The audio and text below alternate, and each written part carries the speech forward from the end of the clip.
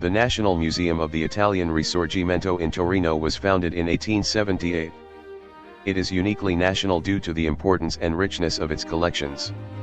It is located in the heart of Torino, in Palazzo Carignano, and has been an official UNESCO site since 1997. The palace building houses the original seat of the Chamber of Deputies of the Subalpine Parliament, dated 1848. Today it is a modern, interactive, multimedia museum which offers its visitors a one-of-a-kind experience. In a tour involving 30 rooms, visitors are guided through the facts and leading figures of the Risorgimento, the unification of Italy and the birth of European nations. From the grand revolutions of the 1700s right up to the brink of the First World War, side by side with the more traditional political and military aspects, the tour blends in stories about society, culture, art, technique, and mentality. The collections.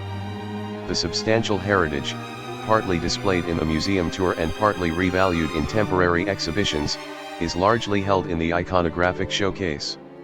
Among the diverse types of material, the principal nucleus of which spans the 18th and 19th centuries, there are some examples from the 1600s and others which run through to the 20th century.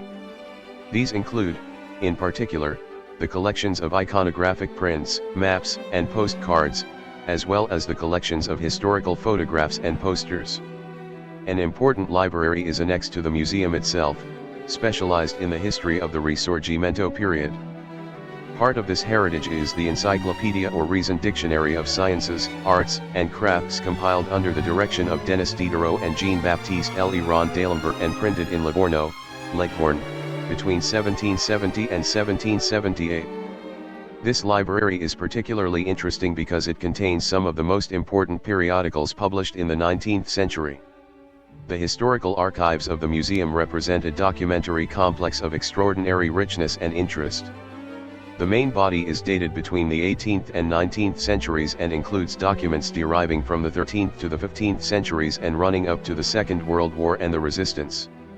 Flanked by authentic archival collections relating to men and women, politicians, soldiers, patriots, families, and institutions, documents are stored which give evidence of the taste for collections from those times. The typology of the finds present is very varied: weapons, banners, uniforms, printed documents, and manuscripts, and figurative works. The place of honor is certainly represented by the Chamber of Deputies of the Subalpine Parliament, a national monument since 1898 and the only original example in the world of the parliamentary halls established after the revolutions of 1848. Proclamation of Rimini by Gioacchino Murat in 1815, preserved in the museum.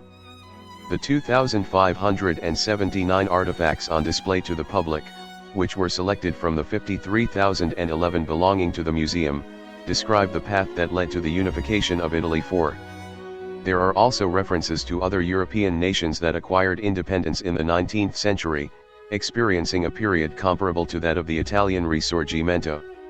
There are exhibition itineraries for the disabled aimed at the blind, the visually impaired and the hearing impaired.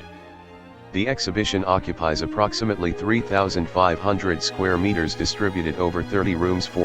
The first three narrate the exhibitions of the past from a national perspective from 1878 to 1961, from a Piedmontese and Turin perspective and from a fascist perspective, to illustrate the different interpretations that the Risorgimento had in the 19th and 20th centuries.